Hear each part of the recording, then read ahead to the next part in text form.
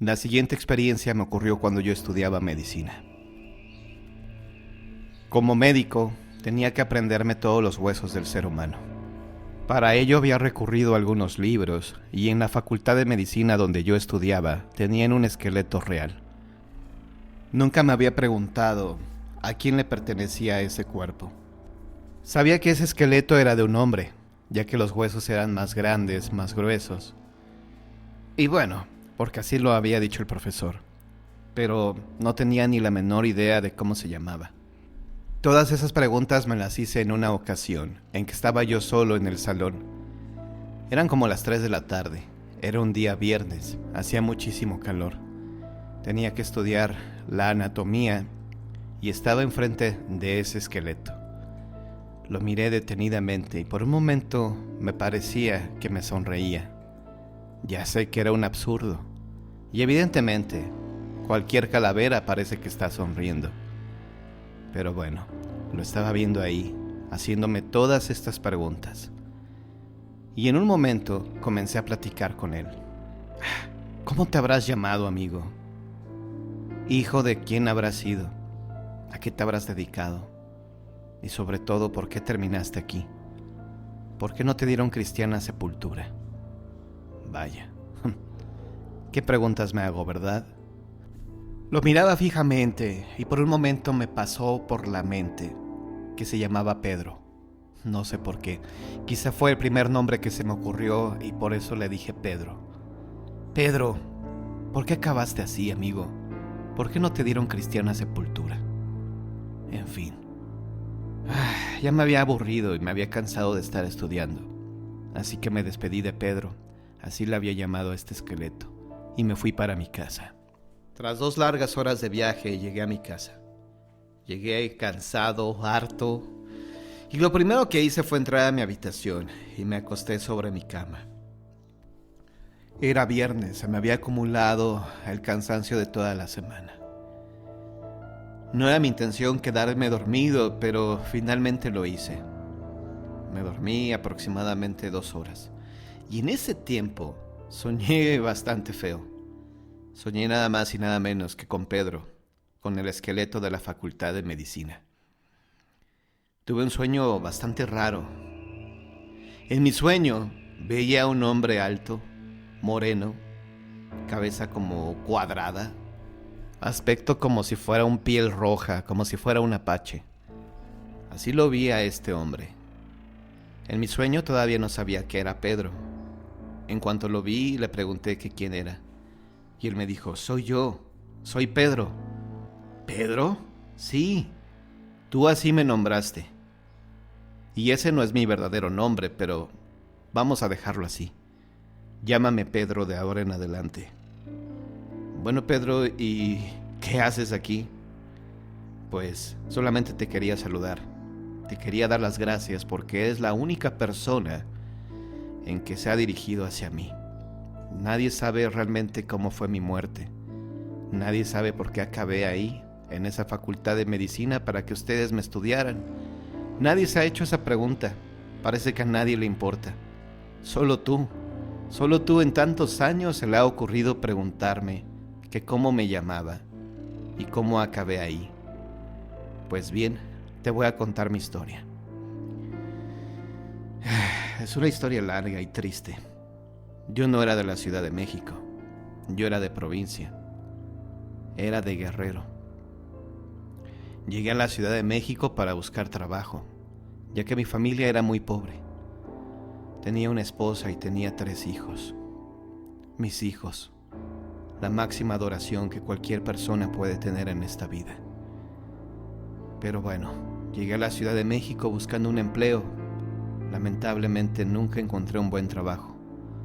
Todos los trabajos ya estaban ocupados o simplemente cuando me veían me negaban el trabajo. No les daba buena impresión, tal vez. Yo era bastante moreno. Duré 2 semanas buscando un empleo y nadie me lo quiso dar. E inclusive me ofrecí de barrendero, de albañil, y lamentablemente nadie me quiso dar ese trabajo. No sé por qué motivo o por qué razón, no sé si fue por el color de mi piel, o por mi aspecto. Todo mundo decía: mira, ese apache quiere trabajar aquí con nosotros. Y todos me miraban despectivamente y decían que no. Comprendí que no iba a conseguir un trabajo formal, así que me vi en la penosa necesidad de robar. No era algo que yo quisiera hacer, pero tenía ya 2 semanas viviendo en la Ciudad de México. Se me había acabado el dinero. No tenía para comer. Me moría de hambre. Nadie me ayudaba y la verdad, estaba ya desesperado. Así que la primera persona que me encontré, lo amenacé con un cuchillo que tenía. Me dio el dinero y la verdad me sentí después muy mal. Pero había conseguido unas monedas y había conseguido lo suficiente para comer 2 o 3 días. Y así fue. Comí bien 2 o 3 días, pero el dinero nuevamente faltó. Y ni modo, tuve que volver a asaltar. Pero esta vez tuve la mala suerte que la persona a la cual asalté me disparó con un revólver. Yo no me lo esperaba. De hecho, vaya, de haber sabido que iba a terminar así mis días, no hubiera asaltado a nadie. Me hubiera regresado a mi estado, pero ni modo. Tenía la necesidad de conseguir un empleo, tenía la necesidad de conseguir dinero para mi familia. Lamentablemente las cosas no se dieron como yo esperaba. Me dispararon, morí. Y como no tenía familiares, no tenía una identificación, nadie sabía cómo me llamaba ni de dónde era. Simplemente mi cuerpo no fue reclamado por nadie y se fue a la fosa común. Después de un tiempo, mi cadáver, ya que se había echado a perder, agarró mi osamenta y fue vendida a una facultad de medicina, precisamente en la cual tú estudias, en la cual te estás preparando para ser médico. Y esa, querido amigo, es mi triste historia. Quería saber quién era yo, pues te he platicado quién fui. En ese momento me desperté. La verdad estaba muy agitado. Era como si hubiera tenido una pesadilla, pero no sabía cómo tomar esto. No fue algo que me causara espanto, pero me sorprendía lo que había soñado. Horas antes le había preguntado a este esqueleto cómo se llamaba, y en mi sueño me había contestado. Finalmente dije: a ver, tranquilo. Es una coincidencia. Tú así lo soñaste porque estabas pensando en cómo se llamaba. Y fue eso solamente, un sueño. Así que relájate. No tienes por qué preocuparte de algo. Y así fue. Honestamente traté de olvidar el incidente. Traté de olvidar el sueño.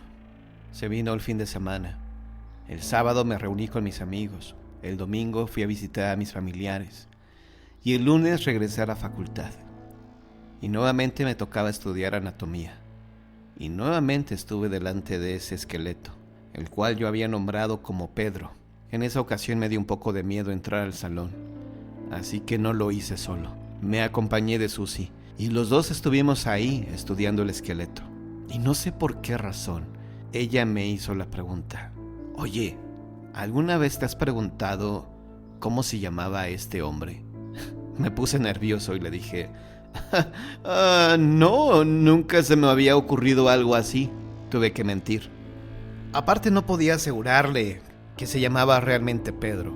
Ese nombre se me había ocurrido nada más, pero no tenía la certeza.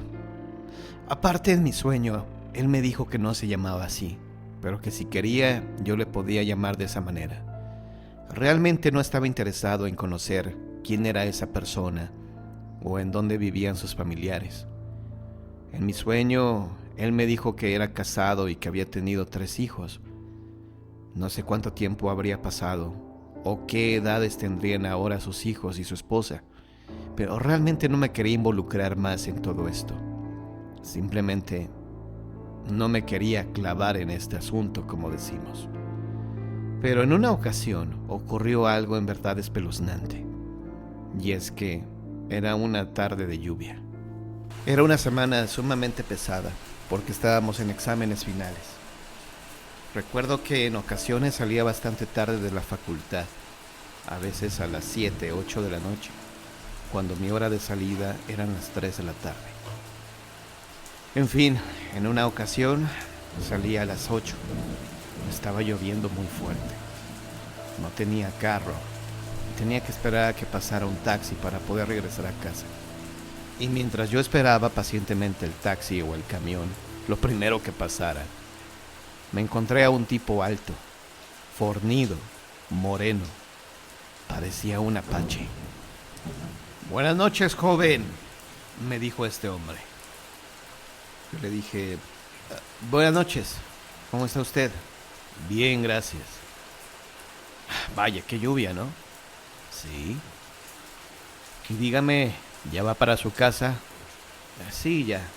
Afortunadamente ya terminé y pues ya es hora de ir a descansar. ¿Y usted?» «Pues aquí ando, joven. Yo ya descanso eternamente». «¿Cómo que descansa eternamente? No entiendo». «¿Es que acaso no me reconoces?» Cuando me hizo esa pregunta, sentí un escalofrío que me recorrió todo el cuerpo.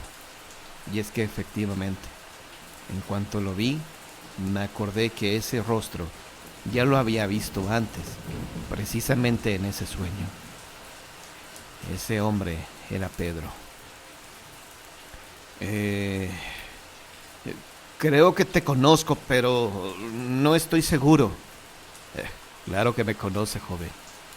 Usted me ha estudiado más que nadie. Usted sabe quién soy. Y sí, si te preguntas si soy Pedro, soy Pedro, aunque ese no era mi nombre verdadero. Mi nombre verdadero era Lupe. Espere, ¿es una broma? ¿Cómo va a ser una broma, joven? Además, ¿quién más sabría lo que usted ha soñado? ¿Quién más sabría la conversación que tuvimos en su sueño? No, claro que no es una broma. Mi nombre es Guadalupe Hernández. Solo tú sabes ese nombre. Y ojalá que me ayudes a buscar a mi familia. Encontrar a tu familia, pero ¿yo por qué? ¿Y en dónde están? No sé, joven. Por eso le estoy pidiendo ayuda. Supongo que siguen en Guerrero. Pero de eso hace tanto tiempo.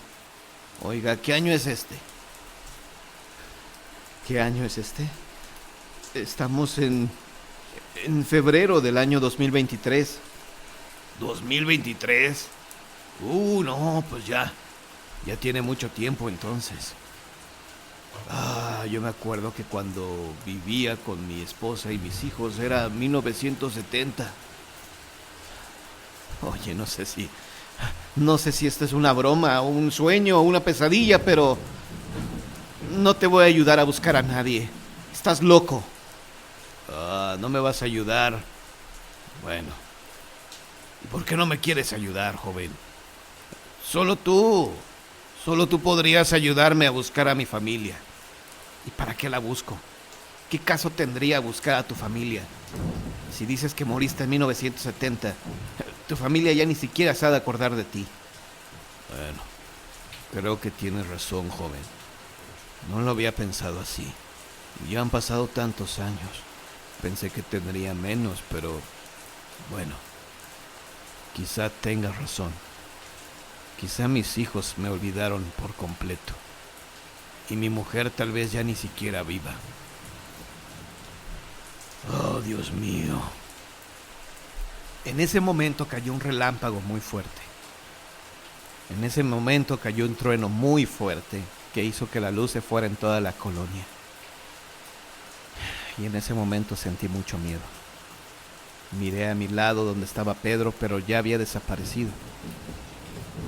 Y entonces me quedé pensando. A ver, ¿sería una alucinación mía? ¿Qué está pasando?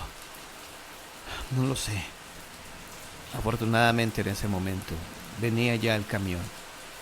Le hice la parada y me subí. Me subí lo más rápido que pude. Estaba todo empapado y sobre todo con mucho miedo. No sabía si lo que había visto, lo que había escuchado momentos antes, había sido real o no. Pero bueno, sabía ahora el nombre de este Pedro, que en realidad era Guadalupe, y le pedí a Dios que nunca más se me apareciera. Afortunadamente esa fue la única ocasión en que se me apareció este hombre, y para mi fortuna, Eran las últimas semanas que yo estudiaba en esta facultad, así que nunca más tuve que regresar ahí, a ese salón donde estaba el esqueleto de Guadalupe Hernández. El extraño suceso, historia escrita y narrada por Juan Antonio Amezcua, John Misterio. Recuerdo que era un día jueves cuando yo venía del trabajo. Se me había hecho un poco tarde. Eran alrededor de las 10:30 de la noche. Cuando llegué a mi colonia me di cuenta que uno de los vecinos había fallecido. Contrario a lo que sucede en muchas ocasiones, la puerta principal estaba cerrada, no estaba abierta al público. Aún así, tuve el atrevimiento de acercarme y tocar a la puerta. Cuando abrió la viuda, le dije que lo lamentaba mucho y que si podía pasar a acompañarle un rato. Cuando me asomé, vi que había pocas personas. Y entonces, pues la viuda no le quedó más remedio que decirme que pasara. En ese momento me sentí un poco incómodo, pero bueno, quizá ella no quería que las demás personas se enteraran del fallecimiento de su marido. De cierta manera entendía a la viuda que no quería que se enteraran los vecinos que había fallecido su esposo. La verdad es que este señor era bastante problemático, muy celoso. Si tú saludabas a su mujer en la calle, se te quedaba viendo feo. Y yo no entendía por qué. Yo decía, bueno, ¿qué tiene de malo que le diga buenas tardes o buenos días? Mi intención no es enamorarla. Y así este señor tenía problemas con varios vecinos. De hecho, era una persona pues un poco altanera, prepotente, grosera. No era un vecino amigable, así que muy pocas personas le tenían aprecio, o vaya, yo creo que ni siquiera aprecio le tenían. En cambio, su esposa era muy diferente, era una señora amable, aparte de que era muy atractiva, sinceramente. Y si yo estaba ahí no era tanto por acompañar al muerto, sino para darle el consuelo y el apoyo a la viuda. Me sorprendió mucho cuando lo vi, y no sabía que esta persona pudiera morir tan pronto. No era una persona grande, tendría como 55 años aproximadamente. Vivía como a unas 7 casas de donde yo me encontraba, así que no había convivido mucho con él. Aparte era un matrimonio un poco raro, no convivían con los demás. A pesar de que llevaban años viviendo, realmente a ellos no se les daba mucho platicar con los vecinos. En fin, como buen vecino pasé a dar el pésame. Sobre todo a su esposa. Su esposa era un poco más accesible que él. La señora por lo menos saludaba. Este hombre rara vez te saludaba o se le veía contento. Siempre tenía un rostro pues algo duro, como si estuviera molesto siempre.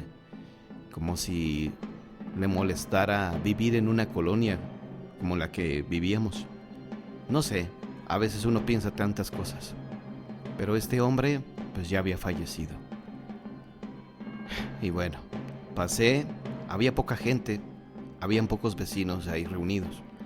A lo mucho habían como 10 personas. 3 eran vecinos y los otros 7 eran familiares de este señor. Me fui con los demás vecinos y mis vecinos estaban tomando café. Ya reunido con ellos, pregunté discretamente si sabían de qué había fallecido el señor. Y uno de ellos me dijo, creo que fue un paro cardíaco. Una vecina dijo, creo que fue de COVID. Realmente nadie sabía de qué había fallecido el señor. No le habían querido preguntar a la viuda. Solo habían escuchado algunas conversaciones de los familiares de este hombre. En fin, estábamos ahí sentados, tomando café, guardando silencio, acompañando, pero no rezaban. Y yo, como había asistido a varios funerales, había acompañado a mi abuela cuando yo era niño. A muchos, ya que mi abuela se dedicaba a eso. No es que fuera una profesional o que le pagaran por rezarle a los muertos, pero mi abuela tenía una gran convicción en ayudar a las almas para descansar en paz. Ella había crecido con una tía que era monja, entonces le había enseñado muchas cosas. Y mi abuela, siempre que escuchaba que alguien había fallecido, se ofrecía a rezar el Santo Rosario para el descanso de las almas. Yo le había aprendido algo, y siempre llevaba un rosario en el cuello.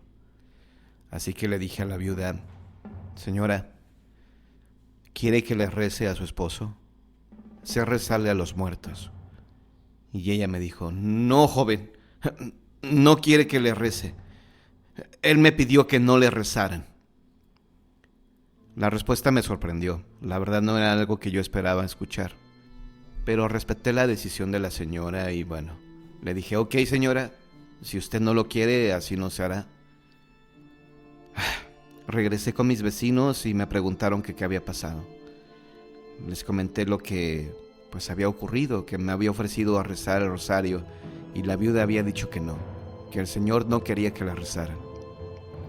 Los vecinos se me quedaron viendo muy extrañados porque jamás había ocurrido algo así. Siempre que me ofrecía rezarle a un muerto, el familiar aceptaba y le daba gusto porque muchos evidentemente no saben cómo rezar un rosario de muerto. Total, sintiéndome un poco incómodo por la situación, le dije a mis vecinos, ¿saben qué? Yo por mucho aquí me quedo hasta las 12, después me retiro. Mis vecinos también estuvieron de acuerdo conmigo. Ellos me dijeron, bueno, si no quieren que se les rece, pues vamos a estar aquí hasta las 12 y nos vamos. Y nos vamos todos juntos, pues para no vernos mal. Ok, está bien. Eso acordamos y eran aproximadamente las 11 de la noche. Nos faltaba una hora, así que seguimos ahí sentados, guardando silencio. En mi caso, puse una cara como de tristeza, como si realmente me hubiera dolido la muerte de este señor. Y no era cierto. En verdad, me sorprendió, pero no sentía tristeza de que hubiera fallecido. Trataba de recordar alguna plática que hubiera tenido con él, pero sinceramente no recordaba ninguna. Era un hombre bastante callado, siempre se le veía molesto. Era un hombre que guardaba tal vez muchos secretos, quién sabe. Sin rezar, sin saber qué más hacer, estuvimos ahí sentados, guardando silencio. Miré mi reloj y faltaban 15 minutos para las 12 de la noche. Pero bueno, ya había acordado con mis demás vecinos que nos iríamos exactamente a las 12. Y faltando, yo creo que unos 10 minutos para esa hora, llegaron dos personas muy raras. Iban vestidos todos de negro. Obvio, era un funeral. Pero no solo eso. Llevaban como un cetro o una especie de bastón. No sé cómo describirlo, pero llevaban un artefacto bastante raro. Ellos sí se acercaron a la caja. Estuvieron ahí parados un rato, mirando el cadáver, algo que a mí en lo personal nunca me ha gustado. Y después comenzaron a hacer unos rezos muy raros. Me parece que era latín o era algún idioma raro. Yo estaba a punto de pararme y decirles a estas personas, hey, la viuda no quiere que le recen. Pero dije, a mí no me corresponde decirle eso. Simplemente la viuda estaba a un lado. Y para mi sorpresa, también ella comenzó a rezar eso. No entendía lo que estaba pasando. Ella me había prohibido prácticamente que rezara y ellos estaban rezando algo inusual. En ese momento me di cuenta que el bastón que llevaban, que era un bastón bastante extraño, comenzó a vibrar, como si tuviera algún artefacto en su interior. Después y de la nada, observamos cómo del cielo cayó una bola de fuego. Era como del tamaño de una pelota de fútbol. Al principio creí que era un globo de Cantoya, pero después vi que esa bola de fuego pues no era tal globo. Sacaba chispas como si fuera a explotar. Mis vecinos y yo nos quedamos viendo sorprendidos. Y sobre todo nos sorprendió y nos llenó de terror cuando vimos que esa bola de fuego, que había caído al piso, levitó, se alzó como a una altura de 2 metros, quizá un poco más, y comenzó a rodear el cajón del muerto. Le dio 2, 3 vueltas. La gente que estaba ahí comenzó a gritar sorprendida. ¡Una bruja! ¡Una bruja!, gritaban. La viuda inmediatamente nos tranquilizó. ¡Hey, tranquilos! No es una bruja. No se preocupen. No pasa nada. Yo no podía creer lo que estaba viendo. De hecho, no sabía lo que estaba ocurriendo. Miré a mis vecinos y les pregunté, ¿Qué está pasando? ¿Es real lo que estamos viendo? Uno de mis vecinos también estaba aterrado y me dijo que sí, que era real lo que estaba ocurriendo en ese momento. La bola de fuego dio 2 vueltas más, pues a la caja del muerto, y se fue elevando lentamente. Poco a poco fue elevándose hasta que se perdió en el cielo. Después de esto, sinceramente, nos queríamos ir de ahí, pero la señora había cerrado la puerta. No habíamos entendido qué era lo que había pasado. Pero, estando ahí, y si esto no era suficiente, escuchamos que el muerto habló. Así es, ese muerto habló y dijo: «Maldito, me las vas a pagar». Inmediatamente yo me levanté de la silla en la que estaba y me fui a la puerta, pero la puerta estaba cerrada. No era yo el único que se quería ir. Yo creo que todos los que estábamos ahí queríamos salir corriendo, pero la viuda y estas personas habían prohibido la salida. A la puerta le habían puesto doble llave.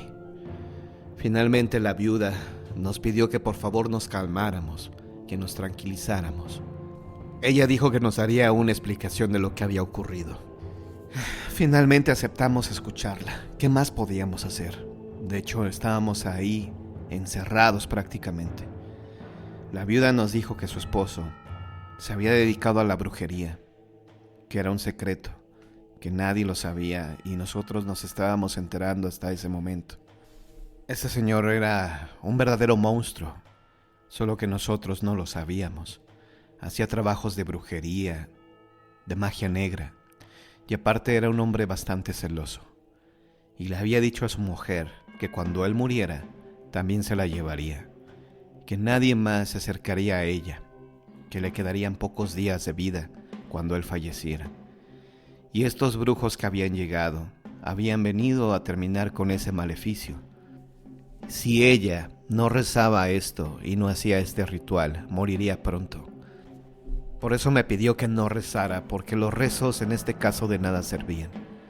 Este hombre no era católico, ni cristiano, ni creyente. Era un soldado de Satanás. Dicho esto, nos pidió que por favor la comprendiéramos y que a nadie más le dijéramos lo que habíamos visto, que esto fuera nuestro secreto. Y todos le dijimos que sí. Tal vez ya desesperados porque nos queríamos ir, pero yo sé que muchos guardaron silencio. Y yo, sinceramente, pues apenas lo estoy platicando por este medio.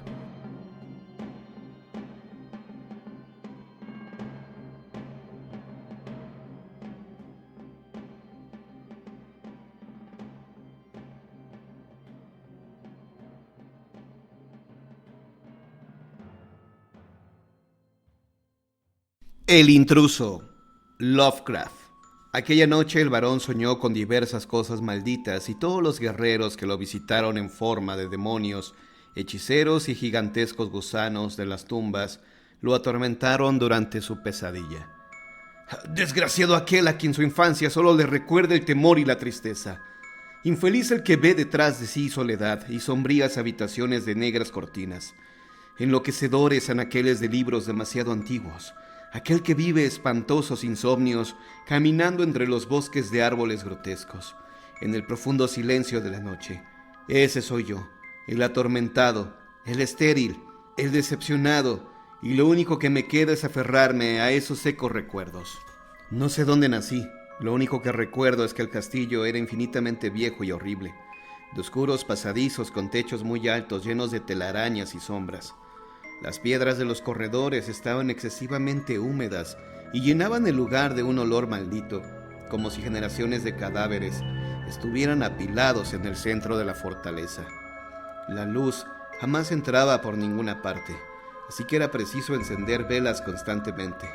Había una gran torre negra a la que siempre quise subir, pero al nunca encontrar una puerta o pasadizo para acceder a ella, había renunciado a tal propósito.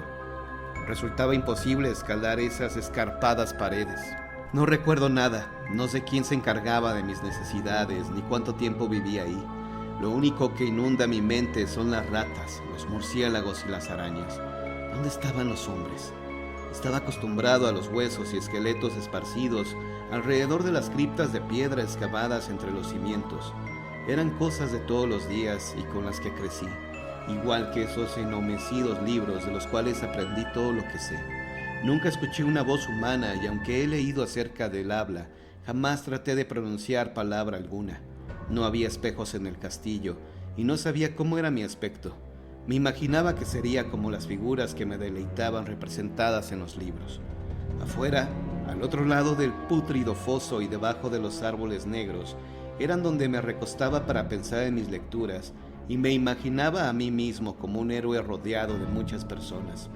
Una sola vez traté de escapar del bosque, pero a medida que me alejaba, las sombras se volvían más y más densas. El aire se tornaba sofocante. Retrocedía frenéticamente lleno de pavor y regresaba a mi laberinto de tenebroso silencio.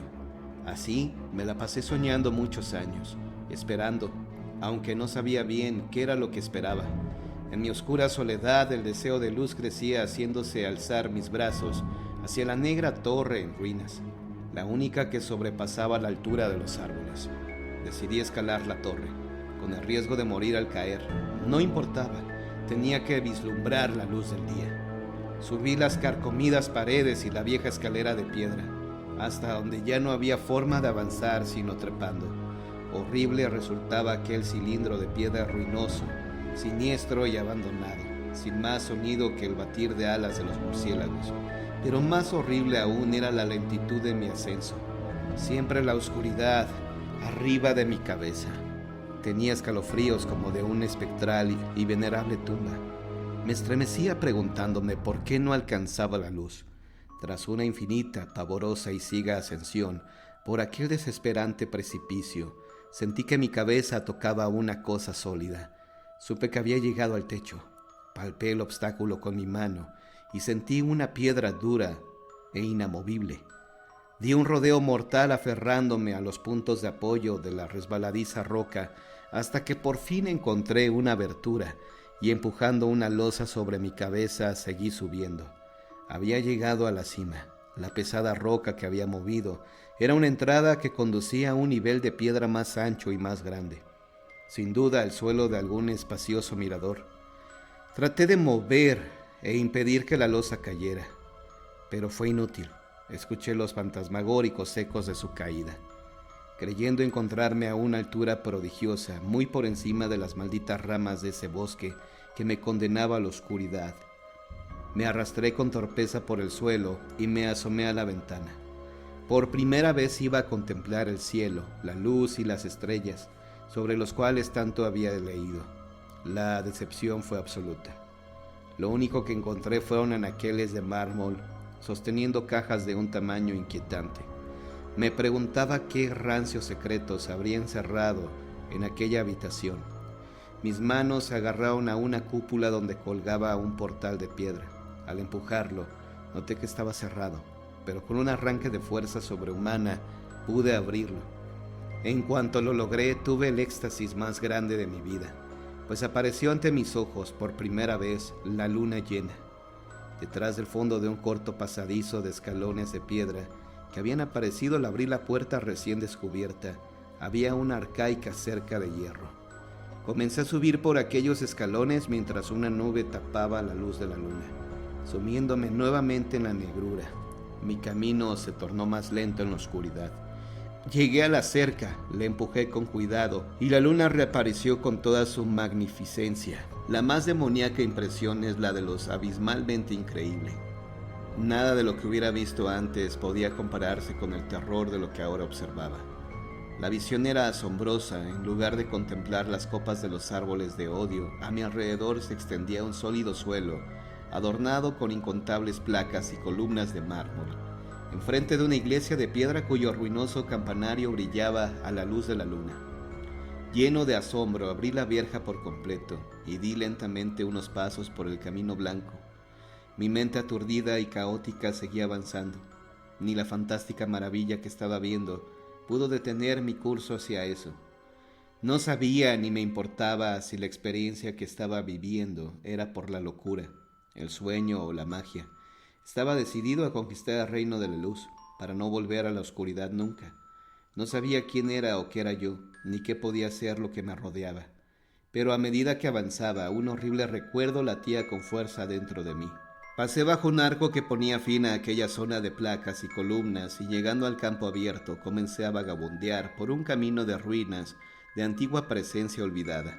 En un momento crucé a nado un delgado río donde desmoronados y musgosos pilares dejaban fe de que ahí había estado un puente. Por más de 2 horas anduve por extraños lugares hasta que me encontré enfrente de un castillo cubierto por la hiedra, rodeado por un espeso bosque de árboles enloquecedoramente familiares. Todo era raro para mí. El foso de este castillo estaba lleno de agua limpia y las torres habían sido demolidas. Lo que noté con mayor interés y deleite fueron las ventanas abiertas, maravillosamente iluminadas con lámparas que alumbraban los sonidos increíbles de una fiesta. Me agazapé, reptando hasta una de las ventanas para asomarme, y vi por fin un grupo de personas vestidas muy raramente que se divertían y hablaban unas con otras. Como jamás había oído el lenguaje humano, pude intuir vagamente lo que decían. Algunos rostros tenían expresiones que evocaban los dibujos de mis libros, otros me eran totalmente desconocidos. Penetré al interior de la reunión por una ventana espléndidamente iluminada. Fue el único momento de alegría que he tenido. Todo se convirtió en una negra fatalidad. La pesadilla no tardó en desatarse.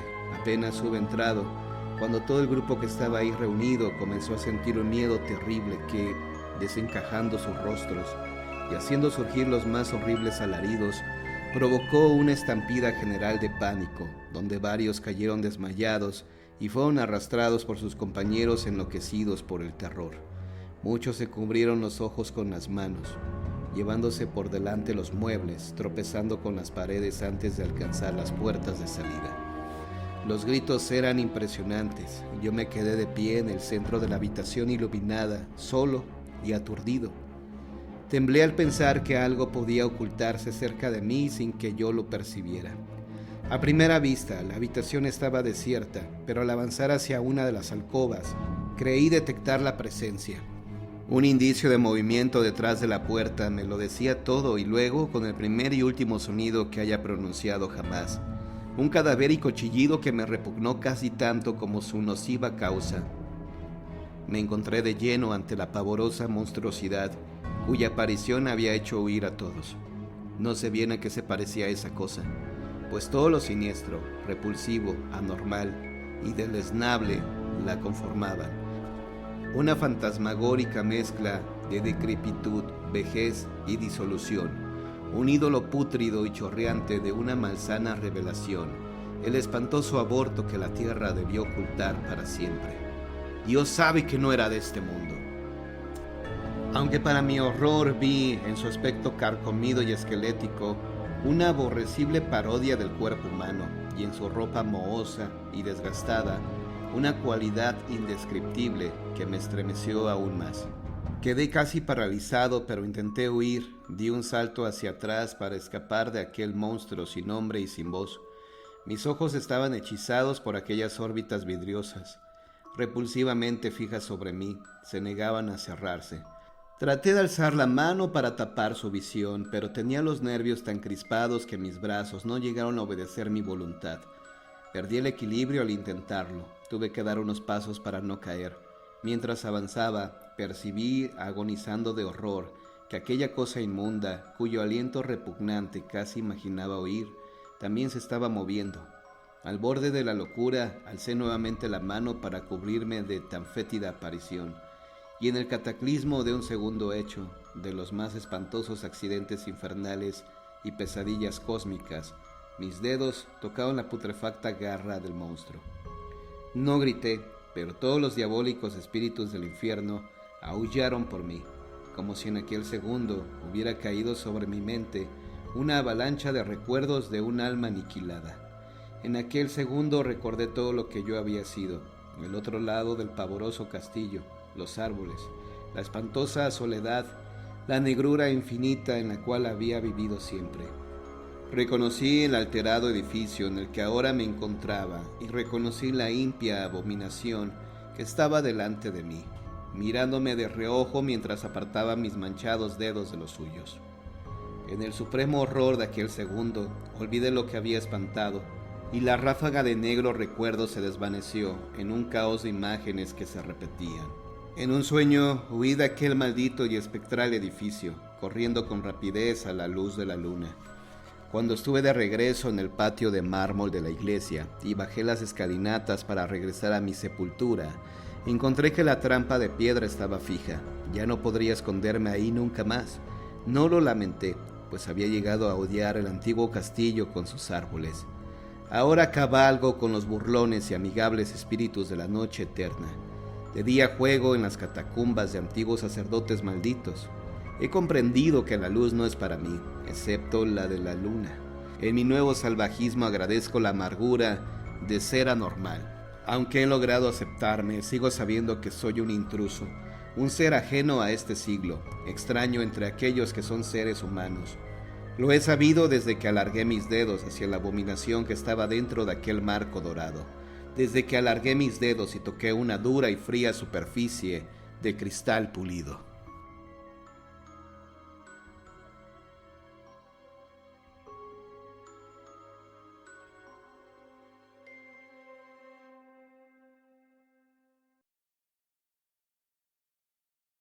El regreso de la quemada viva.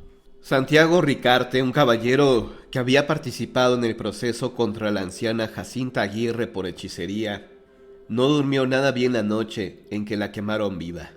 El hombre había acudido a la Inquisición luego de descubrir, desde el piso más alto de su casa, que la anciana arrastraba pesados fardos por los corredores de su vivienda, los cuales se introducía en el sótano.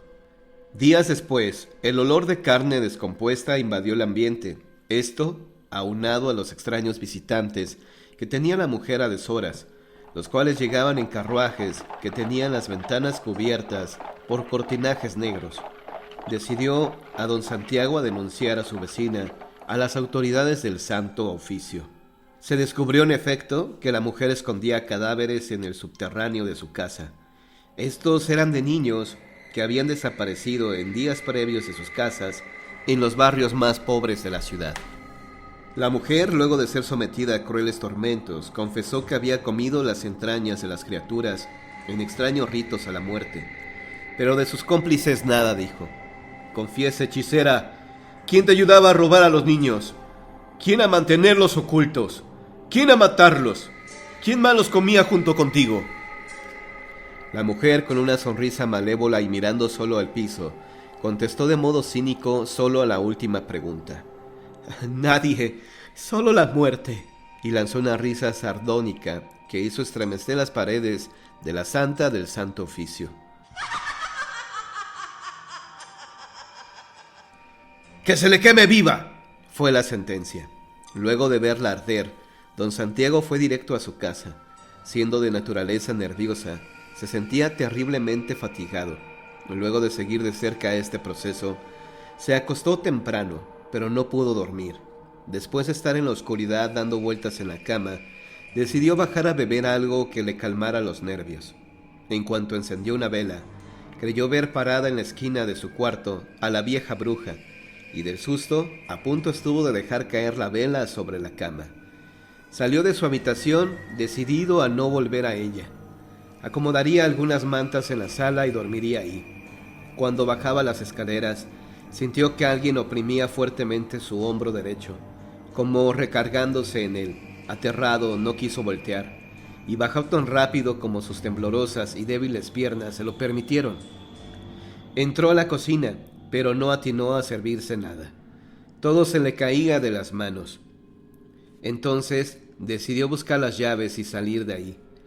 «¡Qué bruto he sido!», se dijo. «¿Cómo pretendía descansar al lado de una casa como aquella, en que han sido martirizadas y asesinadas criaturas del Señor?» Unos segundos estuvo pensando en cómo salir de ahí. De súbito, un fuerte ruido en el recibidor lo hizo ponerse de pie de un salto. Buscó un pedazo tizón que por casualidad había dejado abandonado la servidumbre junto a la estufa. ¿Habrán entrado ladrones? ¿O será ella? Decidido, salió de ahí cargando en una mano el palo y en la otra la vela. Al ver su espada colgada en la pared, la tomó sin pensar. Una sombra se lanzó contra él y lo único que acertó a hacer fue cruzar los brazos para protegerse. Un viento helado entró hasta sus huesos y lo entumió por segundos. El hombre, asustado, pero también irritado porque se le atacara en su propia casa, gritó: «No tengo miedo ni a la misma muerte, así que déjame en paz». En ese justo momento, un raro fulgor lo hizo voltear hacia el techo. Flotando junto al candil, vio el espectro de un ser descarnado, en cuyo rostro descubrió la mirada de la anciana, cargada de rencor.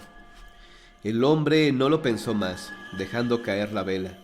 Se lanzó contra la ventana más próxima, para hacerla pedazos con la espada y escapar de ahí. En cuestión de minutos, se hallaba corriendo despavorido por las calles.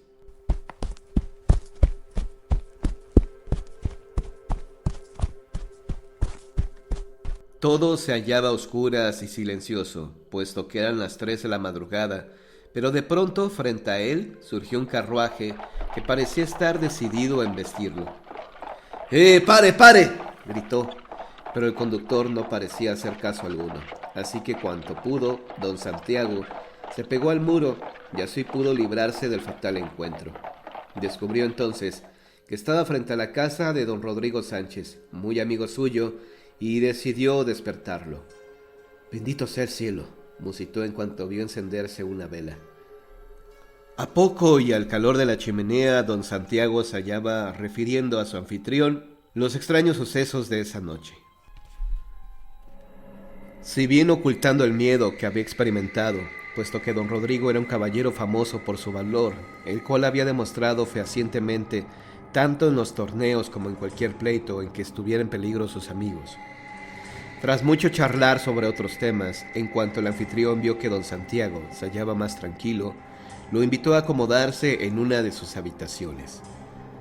«De ningún modo», se negó el aludido y pensó: «Maldita sea, con tantos amigos como tengo en esta ciudad, tenía que venir a dar a la casa de este fanfarrón.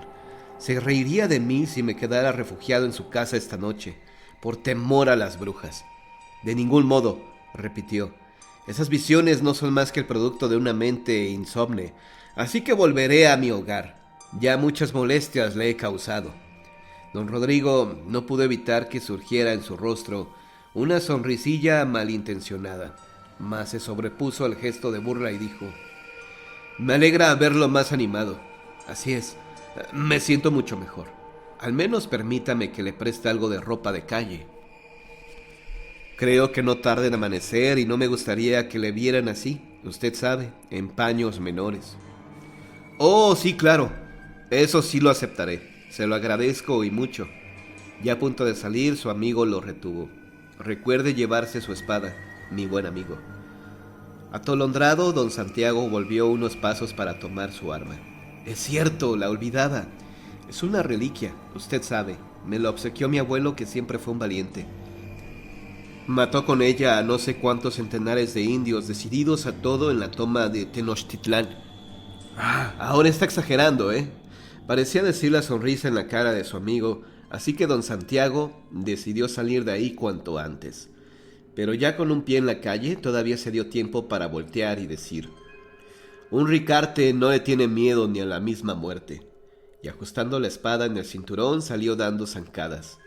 No bien se había sentado don Rodrigo de nuevo ante la chimenea para terminar de beber su vaso de vino, cuando escuchó el raudo paso de un carruaje y un grito aterrador que expresaba el dolor de la muerte. Abrió tan rápido como pudo la puerta y vio un carruaje negro alejarse hacia la izquierda. Pero no descubrió tendido sobre la calle su amigo como temía, sino solo su espada. De nuevo escuchó los gritos aterradores y al voltear de nuevo hacia su diestra, vio que el carruaje se elevaba con sus ruedas ya de fuego y que sobre él su amigo iba pidiendo ayuda. Mientras sentadas a su lado iban la anciana que había sido quemada y una osamenta, la cual batía su mandíbula como si se riera.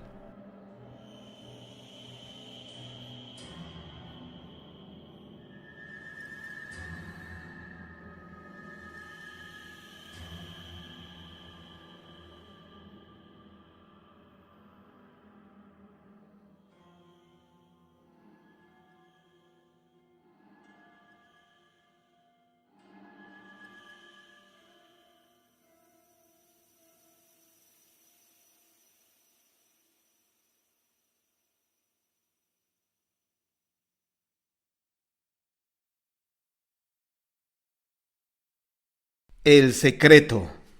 No pocos eran los españoles que se regalaban la vista viendo pasar a la negrita Antonia vendiendo fruta por las calles de Ocotlán.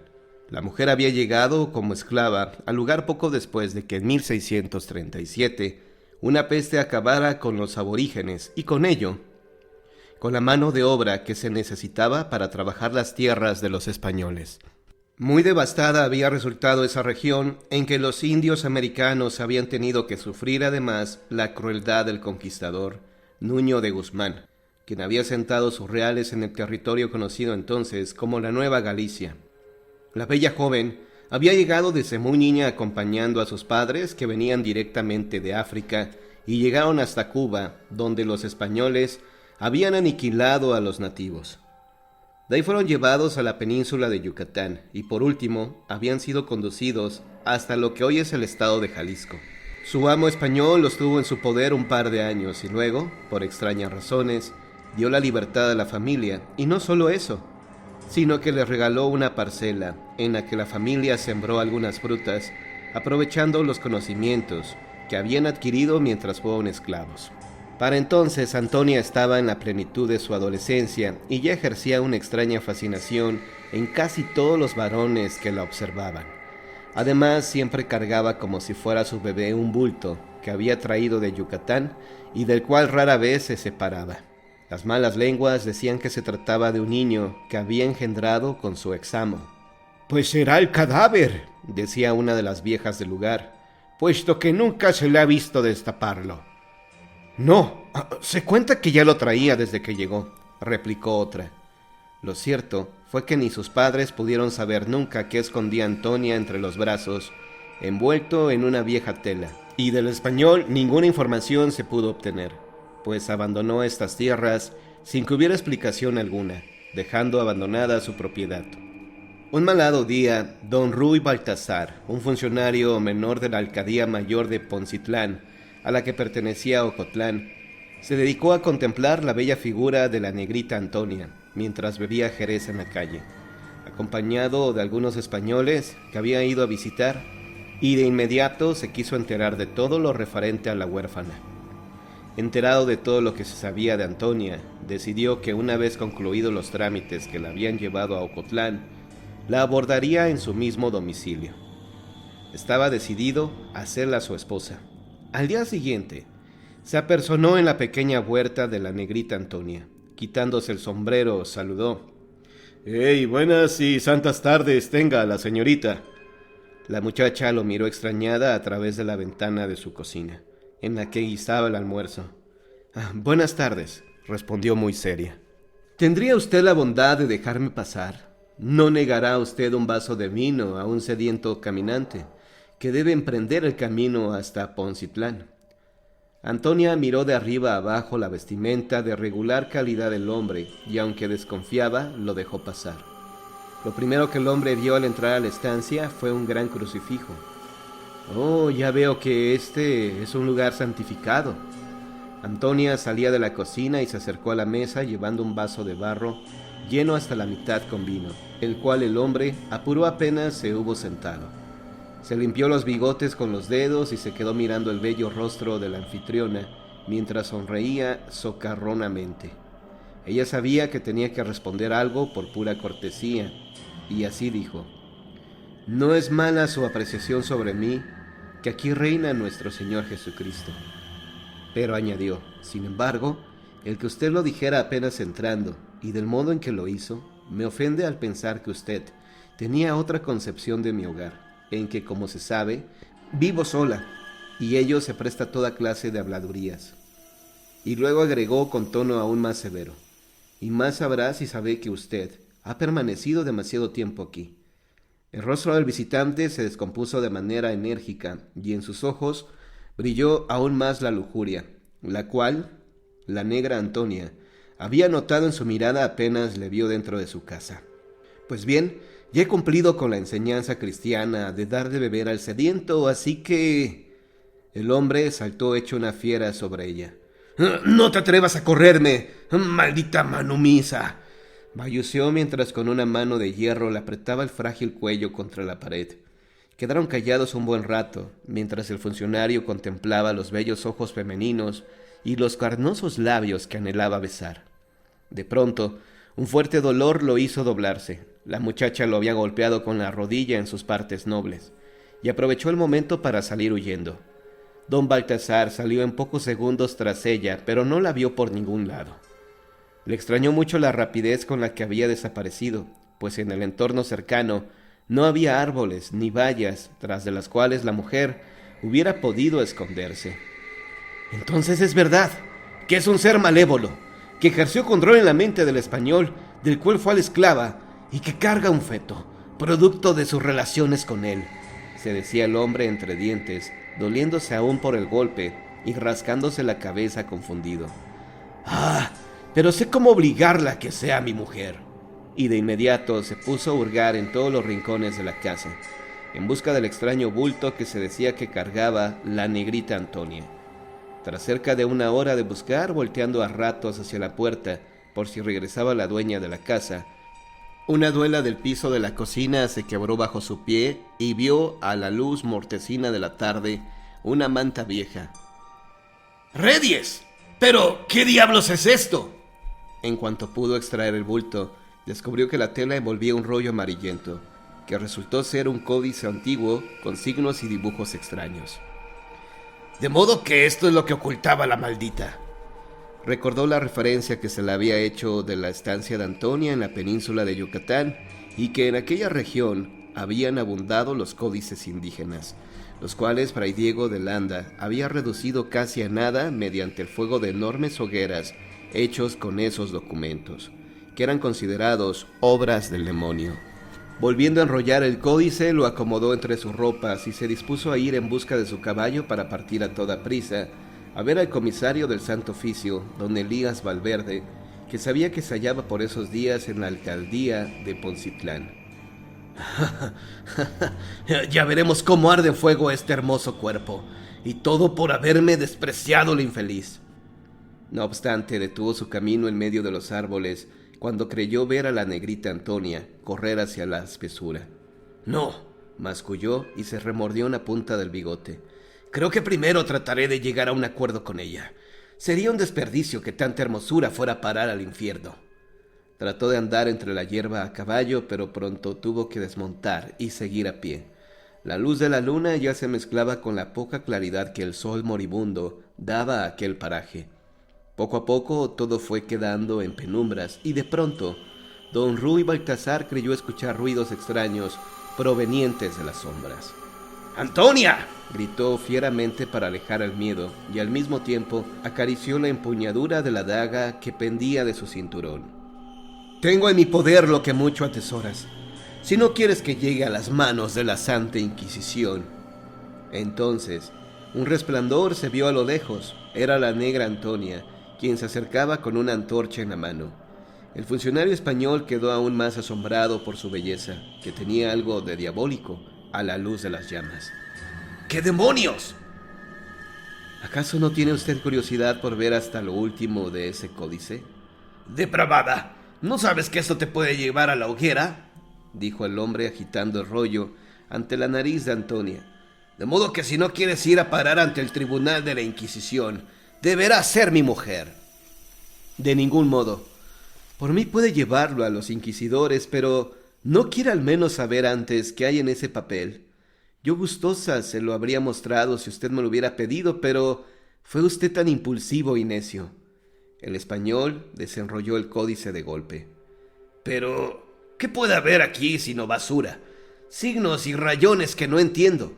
Y exclamando esto, echó un nuevo vistazo al códice. ¿Lo ves? Idioteces.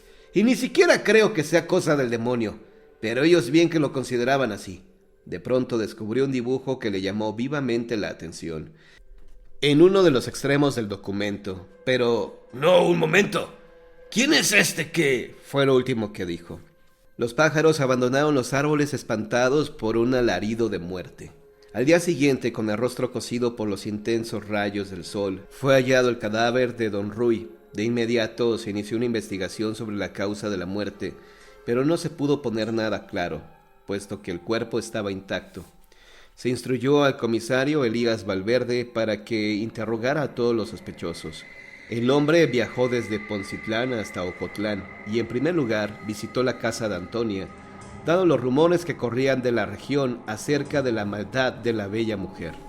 Antonia miró a don Elías y a los dos alguaciles que la acompañaban a través de la ventana de su cocina.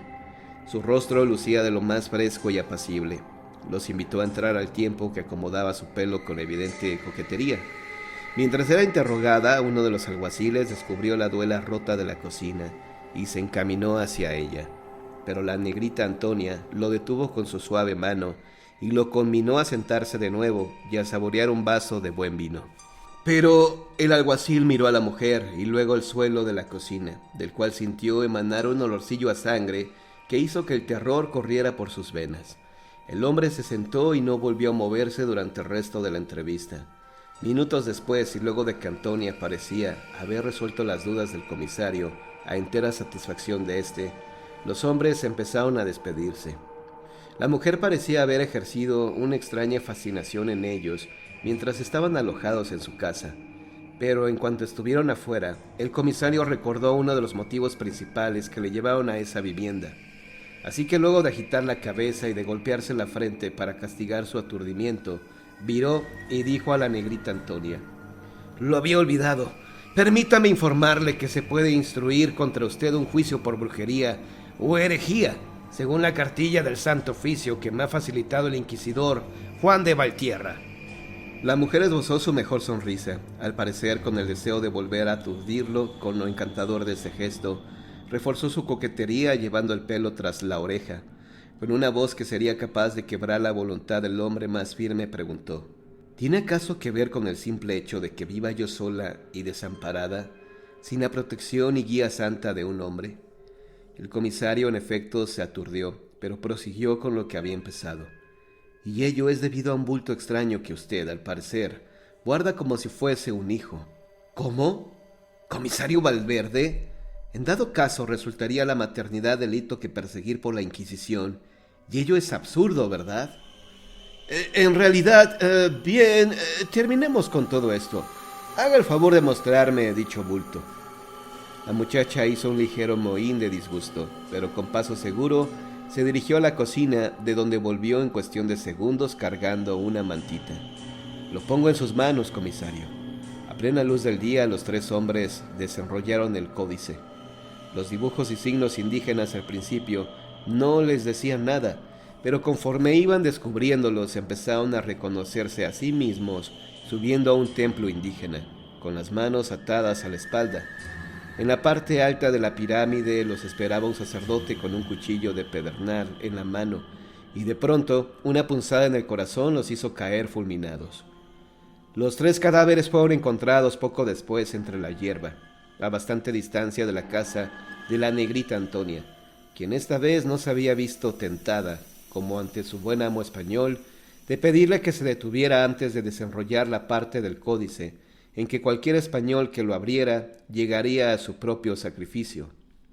Se cuenta que después de que ella murió de vieja, un indígena entró a saquear su casa y se llevó el códice misterioso, el cual pudo leer, aunque con cierta dificultad, por ser descendiente de un sabio indígena, y descubrió que en él había dibujos sobrepuestos con una pintura extraña, la cual olió y probó: ¡sangre! Entonces visitó a un hombre de color que vivía oculto en una cueva, desde que la Inquisición había recibido rumores de que él practicaba una religión extraña en la covacha, en que descansaba tras sus arduas labores como esclavo de un rico marqués.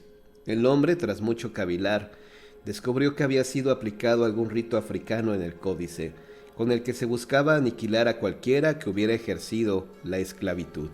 Cuando las autoridades españolas descubrieron su escondite, lo apresaron junto a un indígena que le había llevado el códice de la negrita. Pero de este documento no se supo nada ni se volvió a hablar de él en mucho tiempo, hasta que se dio un acontecimiento relacionado con aquel extraño fetiche: la muerte del inquisidor Juan de Valtierra en su casa, luego de que, según informó su esposa, se había encerrado en sus aposentos para abrir un extraño paquete que había sido dejado a las puertas de su casona en Guadalajara.